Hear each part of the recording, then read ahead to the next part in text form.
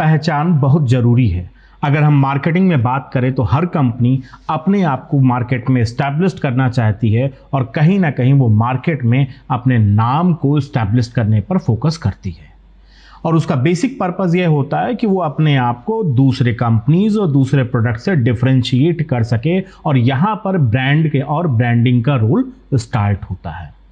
देखा जाए तो किसी भी कंपनी के लिए ब्रांड एक बहुत ही इंपॉर्टेंट असेट की तरह काम करता है, और अगर ब्रांड आपका स्ट्रांग है तो ऑटोमेटिक आपका मार्केट शेयर बढ़िया होगा, आपकी मार्केट में इमेज अच्छी होगी और आपकी वैल्यू भी अच्छी होगी। दोस्तों, आज के इस वीडियो में हम जानने की कोशिश करेंगे कि आखिर ब्रांड क्या है, ब्रांड किस तरीके से कंपनीज को हेल्प करता है ग्रो करने में।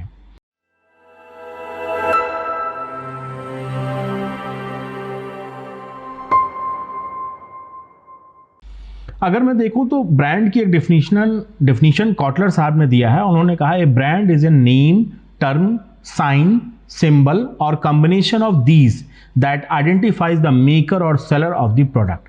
आइडेंटिफाई मतलब क्या है कि कंज्यूमर्स, मार्केट में जो लोग हैं, ग्राहक हैं, वो अपने प्रोडक्ट को पहचान सके। कैसे? With the name, with the term, with the specific sign और सिंबल। जैसे कि हम कलर देखते हैं, रेड कलर अगर हमने देखा जो है कोल्ड ड्रिंक में, तो ऑटोमेटिकली हमारे माइंड में आता है ये कोका कोला ही होगा। तो ये जो आइडेंटिफिकेशन आ रहा है वो इसलिए आ रहा है कि ब्रांड्स ने अपने आप को आइडेंटिफाई किया है using the different name, terms, colour और combination of all these things.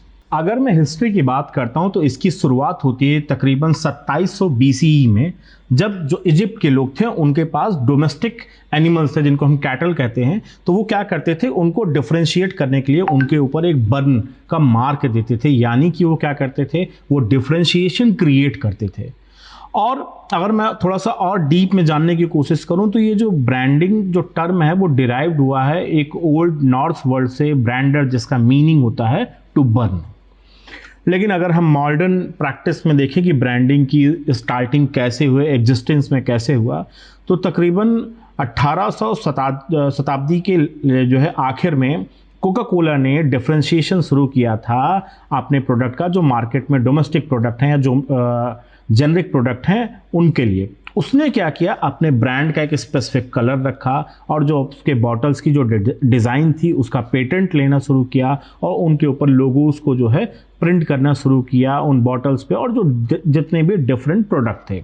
तो जब उसने अपने प्रोडक्ट्स पे लोगो रखना शुरू किया, एक स्पेसिफिक कलर ले लिया और बॉटल्स की जो पेटेंटिंग कर ली, तो उससे उसने क्या किया, अपने आप को मार्केट में डिफरेंशिएट किया बाकी और अदर प्रोडक्ट से। तो कंज्यूमर्स के माइंड में एक ब्रांड को लेके आइडेंटिफिकेशन और रिकॉग्निशन ऑटोमेटिकली डेवलप होने लगा। अब अगर दोस्तों मैं बात करूं कि आखिर ब्रांड की इंपॉर्टेंस क्या, और सबसे बड़ी जो इंपॉर्टेंस है ब्रांड की, वो कंपनी को, प्रोडक्ट को एक आइडेंटिटी देता है, gives identity. A brand is the identity that offering site on branding assigns tangible and intangible and inseparable attributes like name, logo, colors, voice, shape, etc. to the offering that helps develop a personality that has a distinct identity in the market. जब brand किसी भी product और company को specific colour दे देता है, एक लोगो देता है, एक शेप देता है, जिससे कि क्या होता है, कस्टमर ईजिली उस प्रोडक्ट को, उस ब्रांड को आइडेंटिफाई करता है। जब हम एक बड़ा सा येलो कलर का M देखते हैं तो ऑटोमेटिकली हमारे माइंड में आता है कि मैकडोनाल्ड है। क्यों? क्योंकि उस लोगो ने हमें एक आइडेंटिटी प्रोवाइड की है। अगर हम और इंपॉर्टेंस की बात करते हैं तो it aids recognition and differentiation. Branded offerings is easily recognized and differentiated from the products in the market. जब ब्रांड्स पर उनका एक स्पेसिफिक लोगो होता है, उनके स्लोगन्स होते हैं, उनका एक स्पेसिफिक कलर कॉम्बिनेशन होता है, वो क्या करता है, उन्हें एक दूसरे ब्रांड से डिफरेंशिएट करता है और साथ में रिकॉग्निशन प्रोवाइड करता है। नेक्स्ट अगर हम बात करें, it adds marketing. Marketing requires an identity that needs to be promoted. It becomes easier to promote a branded product than a non-branded product. देखिए जब कोई प्रोडक्ट ब्रांडेड है तो ऑटोमेटिकली उसके साथ आइडेंटिटी ऐड है, उसको मार्केट में रिकॉग्निशन मिल रहा है, तो आप उसको इजीली प्रमोट कर सकते हैं क्योंकि कंज्यूमर्स उसके बारे में अवेयर हैं। वहीं अगर कोई नॉन ब्रांडेड प्रोडक्ट है तो कंज्यूमर उसके बारे में अवेयर नहीं है, तो आपके लिए बहुत ही डिफिकल्ट हो जाता है। तो ब्रांडिंग और ब्रांड एक सपोर्ट मैकेनिज्म की तरह मार्केटिंग के लिए काम करते हैं, क्योंकि वहां पर उनके लिए प्रमोशनल एक्टिविटीज ईजी हो जाती हैं। It increases the value. Brand becomes an intangible asset that has its own value. This value, when attached with a generic offering, increases its overall monetary and non-monetary value.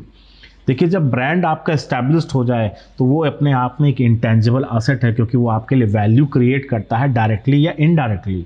Monetary या non monetary, monetary में क्या आपको पैसा मिला, but non monetary क्या है, it gives U A brand image. Market में आपकी एक गुडविल है। गुडविल का मतलब क्या है कि आपका ब्रांड इतना रिकॉग्नाइज्ड है कि आप किसी भी तरीके का प्रोडक्ट लेकर आ रहे हैं तो कस्टमर उसको ईजिली अडॉप्ट कर रहे हैं।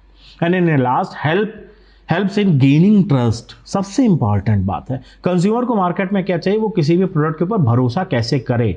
अब टाटा है तो टाटा इटसेल्फ है ब्रांड। अगर टाटा कोई प्रोडक्ट लेके आ रहा है तो हम इजीली उस पर ट्रस्ट करें due to the brand recognition. तो giving an identity to the product aids recognition which in terms help in gaining the trust of the customer. The brand provides the product with a name that can be trusted. बहुत ही important point है ये। अगर हम brands के element की बात करते हैं तो ब्रांड के एलिमेंट में कुछ एलिमेंट्स आते हैं like brand name, brand mark, trade name, trade character and trade mark. इन सभी एलिमेंट्स को हम वन बाय वन समझने की कोशिश करेंगे। तो सबसे पहला हमारा क्या है, ब्रांड नेम, या इसे हम क्या कह सकते हैं, प्रोडक्ट नेम। ए वर्ड और ग्रुप ऑफ वर्ड्स, लेटर और number that represent a product that can be spoken, should be easily pronounced, distinctive and recognisable. देखिए कोई एक स्पेसिफिक शब्द हो या कुछ शब्दों का समूह हो या कोई नंबर हो जिससे कि उस प्रोडक्ट को पुकारा जा सके। लेकिन पुकारने में खास बात क्या है कि प्रोडक्ट का नाम कैसा होना चाहिए, ब्रांड नेम कैसा होना चाहिए, ईजी होना चाहिए बोलने के लिए, थोड़ा सा यूनिक होना चाहिए और ईजिली उसको रिकॉग्नाइज किया जा सके। जैसे कि हम बर्गर किंग की बात करते हैं, मैकडोनाल्ड की बात करते हैं, ईजिली हम इन ब्रांड नेम को बोल पा रहे हैं। दूसरा हमारा जो एलिमेंट है वो है हमारा ब्रांड मार्क। बहुत ही इंपॉर्टेंट है ये। The part of brand that is a symbol और डिजाइन। मार्क यानी कि निशानी क्या है जिससे आप उसको देखते ही पहचान रहे हो। इट में इंक्लूड डिस्टिंक्टिव कलर्स और लेटरिंग। तो अगर हम बात करें तो ब्रांड मार्क में क्या होता है कि कलर्स भी होते हैं, कुछ स्पेसिफिक लेटरिंग्स भी होती हैं। अब जैसे मैं बात करूं यहाँ पे पिक्टोरियल मार्क्स, जहाँ पे आप देखिए ट्विटर का लोगो है यानी एक पिक्चर का रिप्रेजेंटेशन। अब्स्ट्रैक्ट लोगो, पेप्सी के लोगो में देखिए अब्स्ट्रैक्ट है।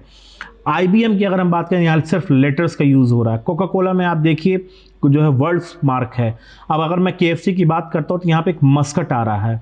लाकोस्टे में हम देखें there is a combination word and specific image and the emblem यानी जैसे कि आप स्टैम्प टाइप में होता है उस टाइप में। तो these are representing what, brand mark.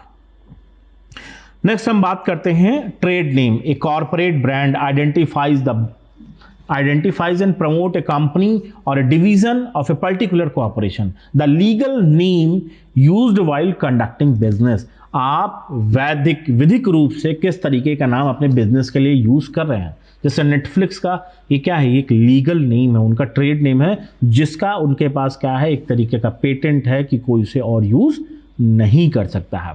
Use to promote a positive image of the organization that reflect what, quality, value and reliability. Tata क्या है, टाटा एक अपने आप में एक ब्रांड नेम है जिसका नाम किसी भी प्रोडक्ट के साथ ऐड होता है तो ऑटोमेटिकली वहां पे कंज्यूमर का ट्रस्ट आ जाता है। And in the last one is the trade character. Second last one is the trade character. A brand mark with human form और कैरेक्टरिस्टिक। ब्रांड मार्क में जहाँ पे हम किसी भी तरीके का ह्यूमन का एलिमेंट या यूज़ करते हैं। जैसे इधर आप देखिए पिल्सबेरी के जो चक्की आटा आता था उसका था। ये मस्कट हमारा जो है मैकडोनाल्ड का है, Ronald McDonald. And in last trade mark, a brand name, brand mark, trade name, trade character और a combination of these that is given legal protection by the federal government. किसी भी तरीके के प्रोडक्ट के brand के name को, उसके mark को, उसके ट्रेड नेम या ट्रेड कैरेक्टर या इन सभी चीज़ों को अगर गवर्नमेंट एक लीगल प्रोटेक्शन यानी कि आपको पेटेंट देती है कि आपके अलावा उसको और कोई यूज़ नहीं करेगा, तो वह आपका क्या कहलाता है, ट्रेडमार्क, आपके बिजनेस का वह मार्क कहलाता है। दोस्तों अगर हम एक एग्जाम्पल के तौर पर देखना चाहें तो Coca Cola is the perfect example of both corporate brand and offering brand. As an offering, it offers world famous soft drink cola that has its own color red. Emotion is a happiness. आप देखिए Coca Cola की क्या spread happiness shape क्या है जो उनकी bottle की, वो patented and vice positive friendly and down to earth. तो दोस्तों अगर वीडियो आपको अच्छी लगी हो तो लाइक करिए, शेयर करिए, और अगर आपको कुछ क्वेरीज हैं या आप अगर ये पीपीटी चाहते हैं तो कमेंट बॉक्स में लिखें और आपको पीपीटी प्रोवाइड की जाएगी। Thank you very much.